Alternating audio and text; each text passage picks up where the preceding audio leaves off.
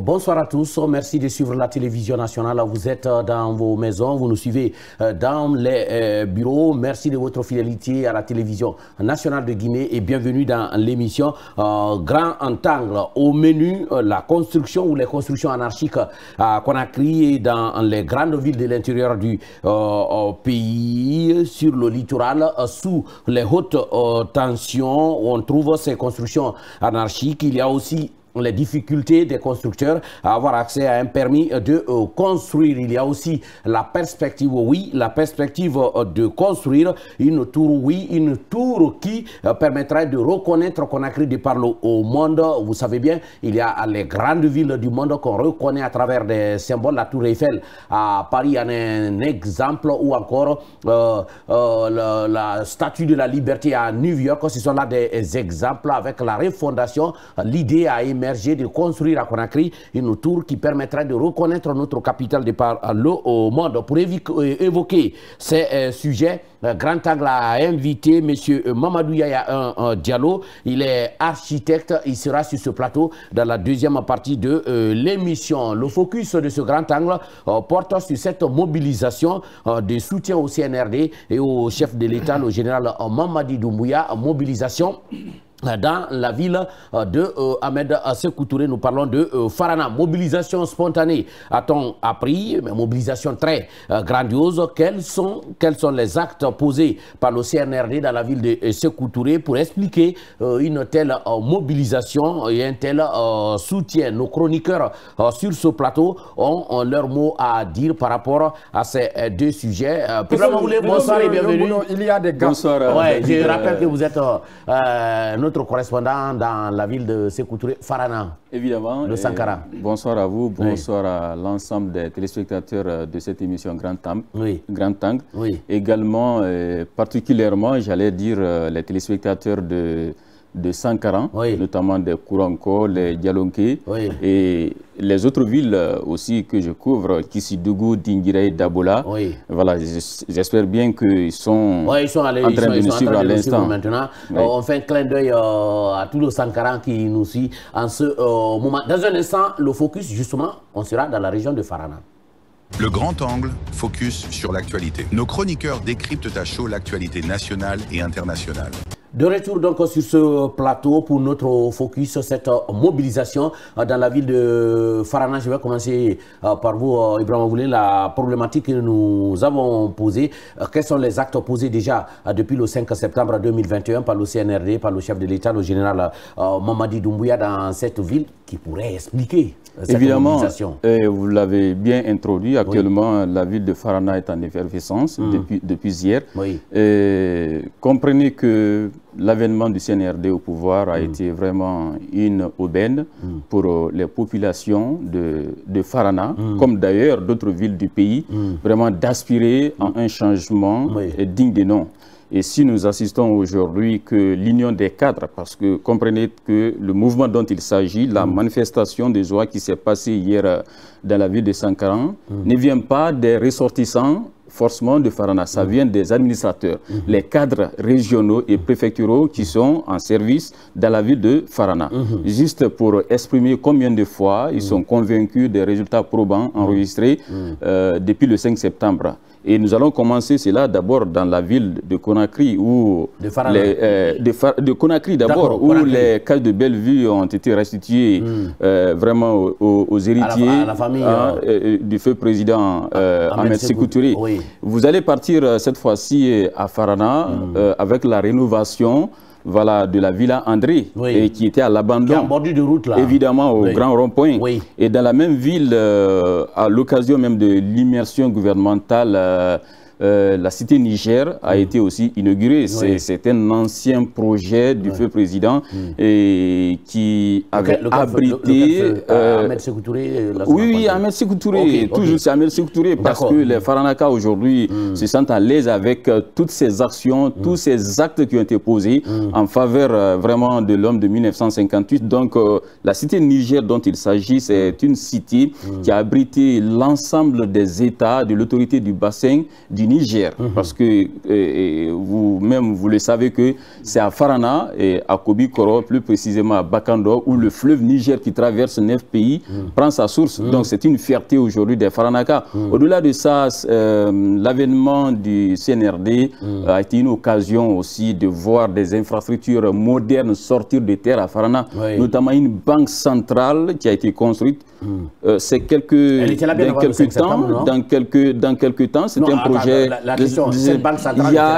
Il y a le palais de justice qui a commencé en 2018. Ça, c'était le temps du régime d'Alpha Condé.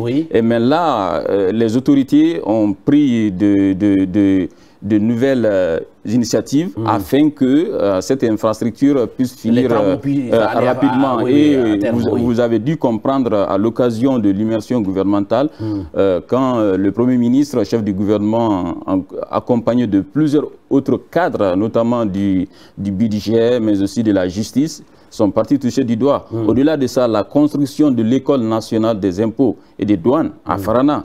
Et au-delà de ça... Ça se fait après le 5 septembre. Oui, il y a beaucoup de chantiers vraiment qui ont été ouverts, donc qui sont salutaires. Au-delà de ça, si vous essayez de regarder un peu le fonctionnement politique même de notre pays, vous allez comprendre que ça a été une opportunité aussi pour les Faranaka. Figurez-vous, le président du Conseil national de la transition est de Farana, Dr Dansa Kourouma, le ministre de la Défense, général Idi Amin est de Farana, le premier responsable du haut commandement de la gendarmerie, qui ne conditionne pas, mais je voudrais juste dire que actuellement à Farana, et toutes ces populations, se sont soulevées pour dire combien de fois elles sont convaincues vraiment des résultats enregistrés au cours de cette transition. En tout cas, c'est une idée salutaire.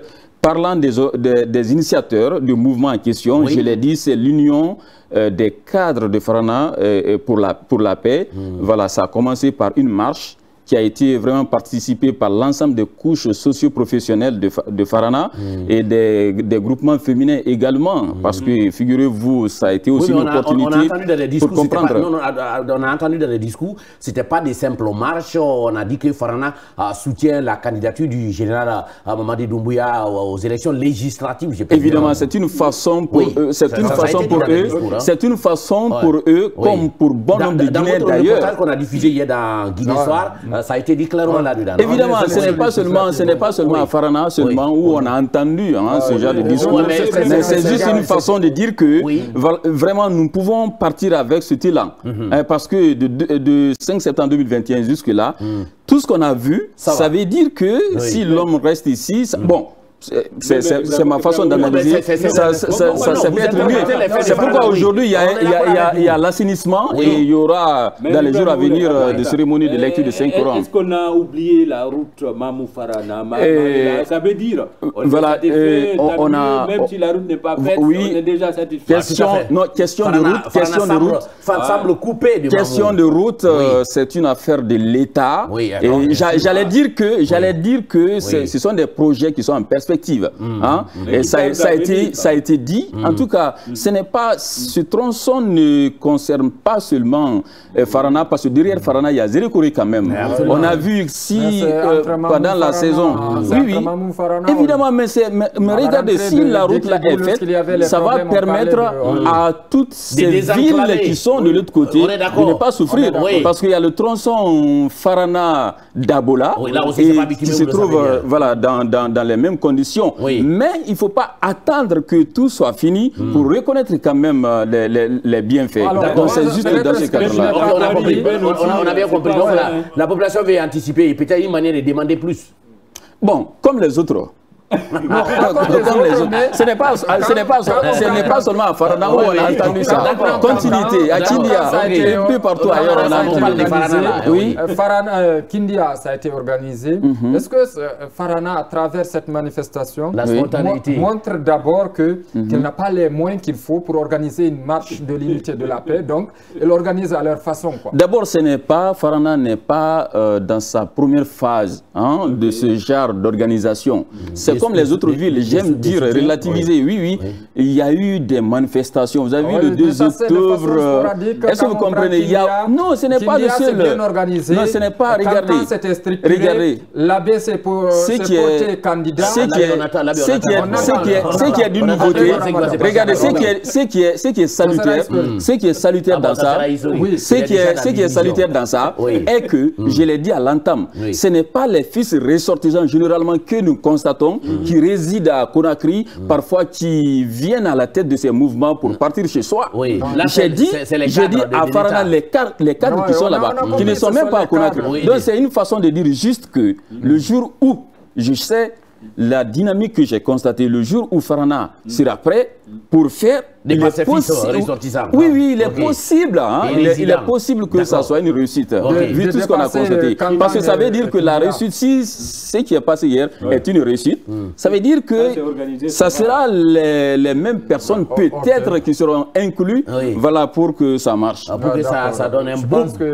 Un boom à Farana. En tout cas, un boom, on attend à ce que Farana, mais il faut attendre d'abord que les capitales régionales finissent pour que les régions arrivent à prendre. Il reste l'abbé Zérékoré, il ne faut pas anticiper. Bon, c'est une initiative qui a été prise et je crois qu'il n'a rien à voir, même si c'est dans la même dynamique, mais qui n'a rien à voir avec ce qui s'est passé à Kindia. Parce qu'aujourd'hui, chacun essaie d'entreprendre. Le discours qu'on a entendu à Farana, c'est totalement différent. Ça, on a compris, on n'avait pas besoin de justifier ça. On a compris, Farana voulait juste noyer la marche des personnes à mobilité réduite. Peut-être que c'est le même décollage, mais... Il voulait juste noyer la marche pacifique organisée par les personnes à mobilité. Non, je l'ai dit, ces mouvements devraient avoir une vision très objective. Il est très distrait, des fois comme ça là. Voilà ce qu'on pouvait dire par rapport à ce focus suite à la marche où Farana organisé par les cadres de Farana en marche pour soutenir les actions du CNRD, du chef de l'État, le général Mamadi Doumbouya. Dans un instant, nous allons recevoir notre invité. Il s'agit de Mamadou Yaya Diallo. Il est architecte. Avec lui, nous allons parler des constructions anarchiques à Conakry sous les hautes tensions. On vient placer les maisons. Mais d'ici là, on fait un clin d'œil à nos partenaires.